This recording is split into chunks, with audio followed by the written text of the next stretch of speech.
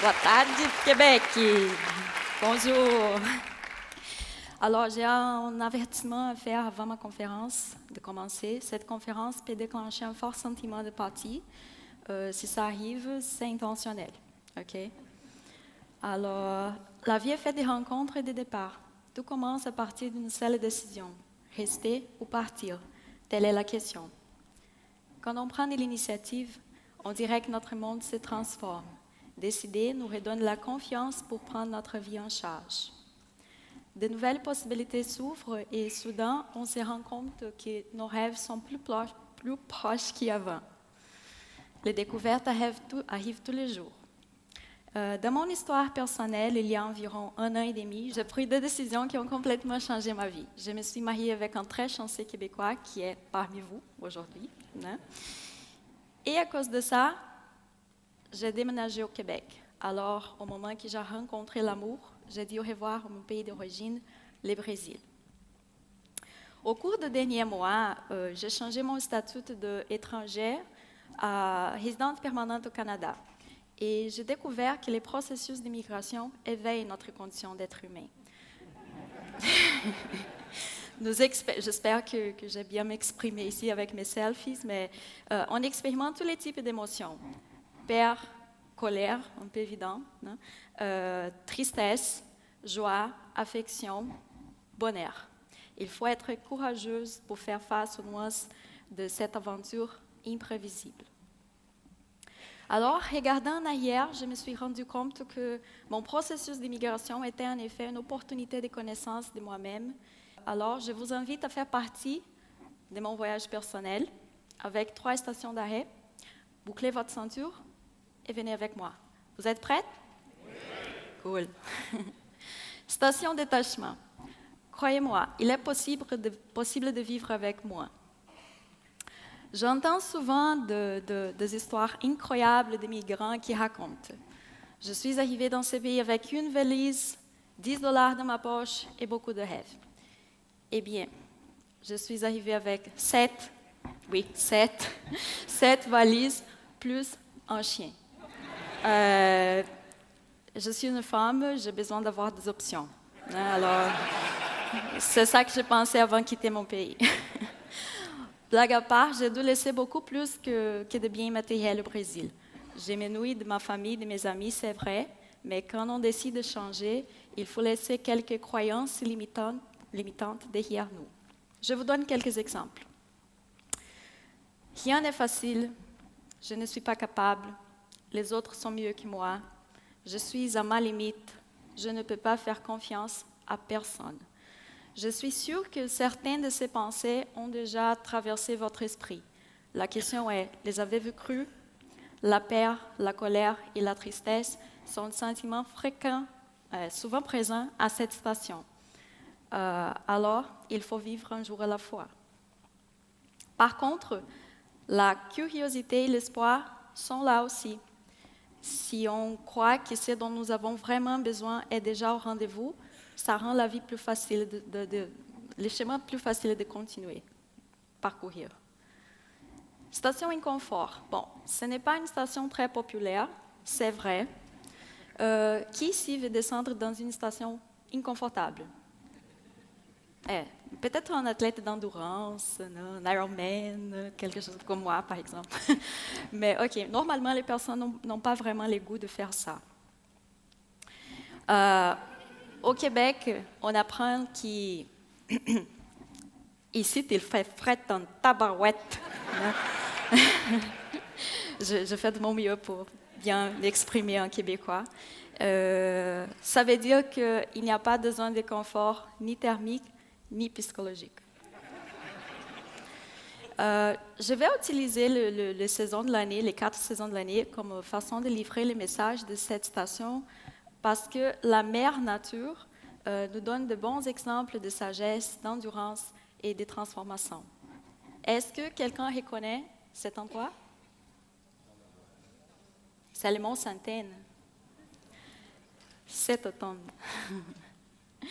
Alors, je suis arrivée au Québec dans l'été, alors la saison la plus extravertie de toutes. J'ai bien profité des jours de soleil, des températures élevées, des cours de Zumba en plein air. C'était le fun. Puis, l'automne est venu avec la chute des températures et ses nuances de jaune, rouge, orange, annonçant une transition vers les rassemblements. Et pour la première fois de ma vie, je faisais attention aux paysages qui m'entouraient. C'est l'avantage de ralentir et de vivre au présent. L'hiver. Ah, l'hiver. À mon avis, c'est une saison où on doit être fort. Et la seule façon d'être fort est de faire face à nos faiblesses. C'est justement de travailler nos faiblesses. Dans mon cas, la course à pied était mon traitement de choc, littéralement. Parce que lorsque vous commencez, vous vous posez souvent la question, « Voyons, qu'est-ce que je fais ici? » Voyons, c'est bon aussi, non? Mais après, 5-8 minutes de course, vous vous sentez plus réchauffé et vous ne voulez plus arrêter. Et j'ai participé du pentathlon aussi. C'était, je pense, le jour le plus froid de tout l'hiver québécois l'année passée. Non, cette année. Et finalement, le printemps s'en vient. La glace fond et réveille toute la beauté cachée après toutes les adversités.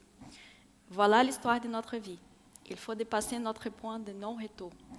Si ce tapis rouge ici était ma zone de confort, je dirais que la magie de la vie se passe au-delà de ses limites. Et heureusement, malheureusement, il n'y a pas de raccourci. Il faut tout surmonter, toutes les difficultés, tous les obstacles. Finalement, station appartenance. C'est la station la plus loin et ça prend un peu plus de temps que ce qu'on pouvait imaginer. Et les temps de voyage varient selon les besoins personnels. Alors, comment savoir si vous y êtes arrivé?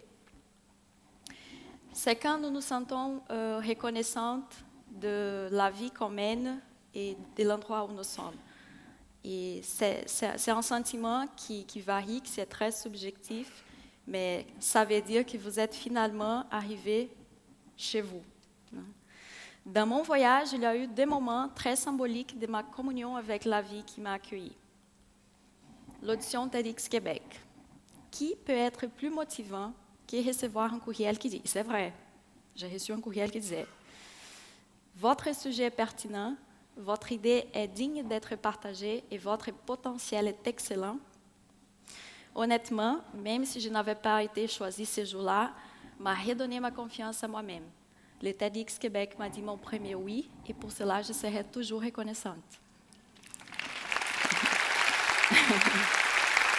Merci. Et ça, c'est l'arrivée du marathon Lévis-Québec. J'adore courir le marathon. J'adore souffrir, d'une certaine façon. Mais tous les Québécois qui étaient présents ce jour-là à nous encourager ont fait pour moi plus que ce qu'ils pouvaient imaginer. J'avais embarqué dans une aventure pour découvrir une autre version de moi-même et leurs applaudissements étaient comme l'acceptation finale dont j'avais besoin. Alors, si vous étiez là, merci. Alors, c'était très, très important d'arriver. Et on voit le bonheur dans mon visage, même après 42 km de course. Mais attention, j'étais bien entraînée. N'essaye pas de faire ça sans préparation, OK? Tu vas mourir pour te rencontrer? Non, ce n'est pas ça l'idée. Alors, ce jour-là était la fin parfaite d'un cycle parce qu'une semaine avant, j'étais devenue résidente permanente au Canada.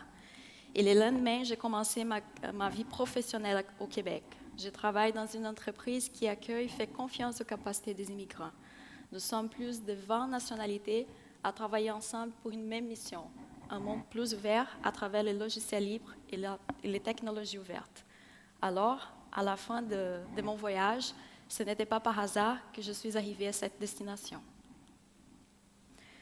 Comme dans les paroles d'une chanson brésilienne qui s'appelle Chegadas e Partidas, chegar e partir são só dois lados da mesma viagem. Ça veut dire que arriver et partir ne sont que deux côtés du même voyage. Après toute ma réflexion, ma conclusion est que nous sommes en constant déplacement comme un train, quelquefois de façon plus lente, pourtant sans cesse. Les changements varient au long du parcours. Ça peut être plus lourd quelquefois, d'autres fois plus léger, mais c'est correct. On fait quelques pauses, on ajuste la vitesse et on continue. Si on pense à l'échelle de notre humanité, ça veut dire qu'on peut vraiment changer le monde où nous vivons. Tout commence par la décision de nous changer nous-mêmes. Les personnes qui traversent nos vies nous apprennent l'art de l'empathie et l'importance du partage. La vie est faite de rencontres et de départs. Tout commence à partir d'une seule décision. Rester ou partir. Quelle est ta décision? Peu importe si vous êtes l'immigrant ou le citoyen. Notre essence est identique et elle s'appelle humanité.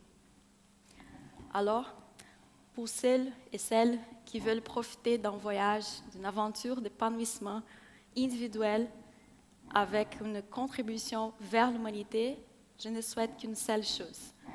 Bon voyage et au revoir. Merci.